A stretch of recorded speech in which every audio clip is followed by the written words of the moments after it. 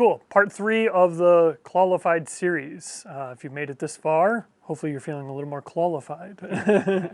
So part 1 and 2, we walked you through how to really create the proper connection to the club, how to use it to get the proper backswing.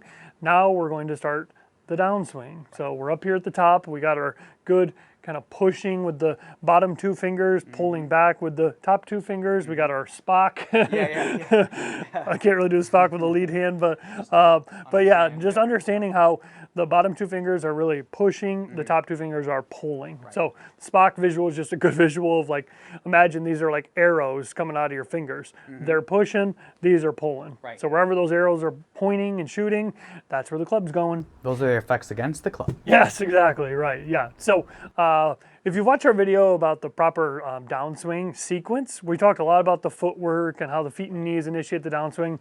This video isn't going to be about that. Correct. So starting the downswing, enjoy.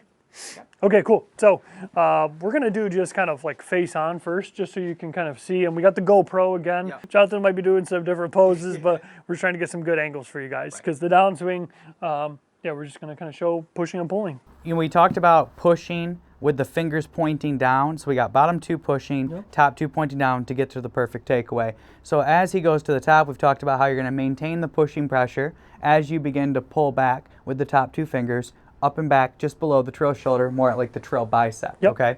So once we get to this point here, now from there, really all we're trying to do is maintain what we have in a sense. So when we think about the top 2 or the bottom 2 fingers, those are going to be what starts. We're going to consistently push, but we're going to direct the push pressure down and out towards our target line.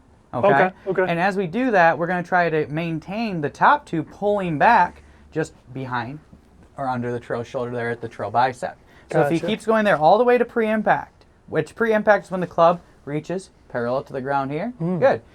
Now from there, it's time for the so like the trail index finger still hooked back. Correct. We're just keeping the club head like behind my hands. If he does his pointer finger and shoots it straight back, you can see it's parallel as well. It's pulled back. Right, exactly. So basically the amount that this finger is pulled back is the amount that that club would be back of the handle. Correct. Which is really just going to help with lag and swing path and things like that. Right. If you're doing it improperly, the fingers probably went this way. Right. Club's kind of releasing outside the target line, outside the handle.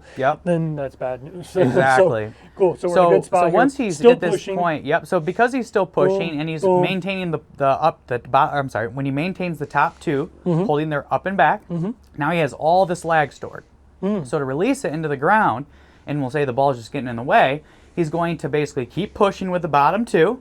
And imagine that with the trail wrist, it's going to maintain its extension while the trail arm goes from bent to straight. So he's going to push down. Yeah, exactly. There you go. So it's in a sense, it's like the top 2 are snapping down, but they're not going into like ulnar where they're just snapping straight down.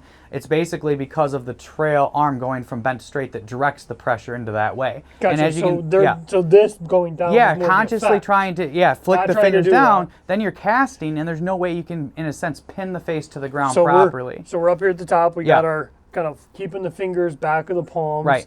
Now as we're coming through, we're just trying to push with those palms, keeping those fingers back. We're not trying to snap those fingers down or anything like that. Well, because remember that the top 2 fingers are in direct relationship to the club head, right? Like the top part. Right. So the bottom 2 are pushing, driving like the handle, the butt end, and the heel. Right. And then the top 2 are controlling how the toe basically squares up. Gotcha. Relative to the heel. So here we are in the heel is leading the toe based on what you just said there. At every single point until we strike the turf. Got it.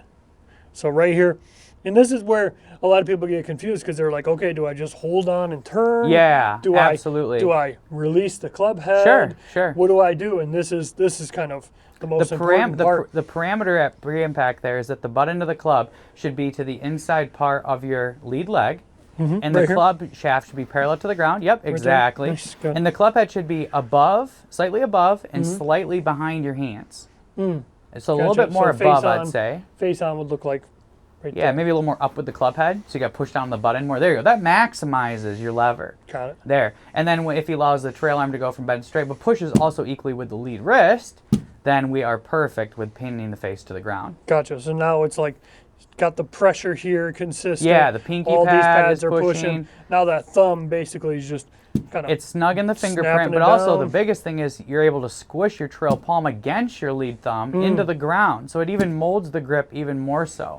Got it. Right, Boom. exactly. Just like So that. it keeps the triangle perfect. That's Okay. it.